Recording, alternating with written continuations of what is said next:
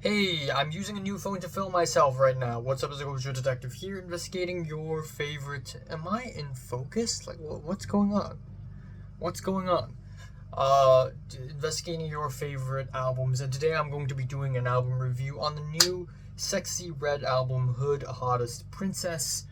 It's going to be a very quick review because, once again, I need to leave very soon, so I'm going to speak as fast as possible. But yeah, Sexyy Red's new album, Hood Hottest Princess, is usually an album that I wouldn't review or talk about on this channel. I don't talk about mainstream, trendy rap music a lot on this channel unless it's from someone really, really popular. But of course, the reason why I'm talking about this album is because of the incredibly controversial, polarizing new album review from Anthony Fantano, aka The Needle Drop, who gave this album like a strong 8 out of 10. So, of course, I've checked it out, and a lot of people really hated his review. So, all the more interesting the situation is, all the more reasons for me to check out this album.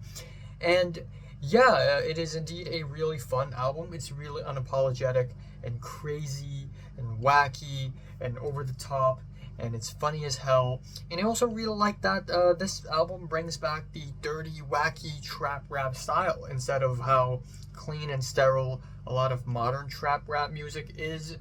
And I guess if there's one other thing, it's that this album doesn't even try to be a good album. It's just a bunch of tracks to throw your ass to. It's not even supposed to be like, anything deep or conceptual or anything like that. No, it's not. And there are a couple of tracks that I kind of enjoy, like Born by the River, which is really catchy and hilarious, and then Female Gucci Mane, the last track on the album. And it pretty much lives up to its title because she sounds like Female Gucci Mane. But yeah, that's as far as the positives for this album goes, because I just think this album is not for me. And it's totally cool if you enjoy this album. And I low-key really respect Anthony Fantano for going against the grain and giving this album a strong 8.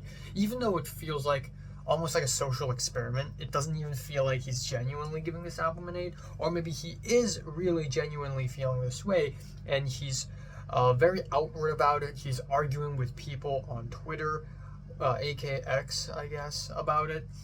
And to a certain degree, I think it's kind of nice that he's sort of going against the grain, because right now I'm listening to the albums recommended by Rate Your Music, and my favorite albums are also on the Rate Your Music chart. Most of them are in the top 50 of the year, and I just wish that I would also get to enjoy a more polarizing album that a lot of people may dislike.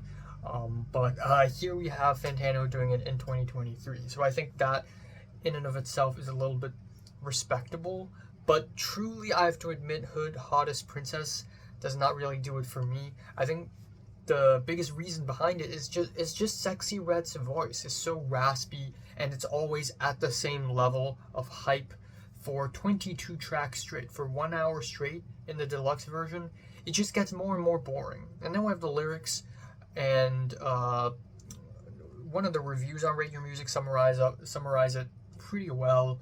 3/4 of all the lyrics is about how is about the things she wants a man to do to her, and then 1/4 of the lyrics is just the things she wants to do to a man.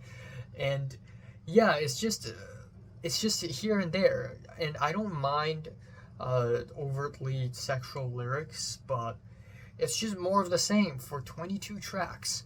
It's just more of the same. I think tracks like Bow Bow Bow and Ghetto Princess are pretty fun. They're pretty fun, but they're not the kind of track I would want to just listen to while I'm taking the bus or something, It's not something that I would, whenever I want to listen to music, I would just turn up, let's turn up Sexyy Red. Like, that's definitely something I wouldn't do. Whereas, I don't know, Death Grips or something, I actually would listen to Death Grips on the bus, on my way to school, like a villain. But, not here, unfortunately. So, yeah, I respect this album to a degree, but also it's not for me, unfortunately. Feeling a light 4 on this album. So, have you listened to this new album? Comments below, let me know. Subscribe if you want more, and thanks for watching.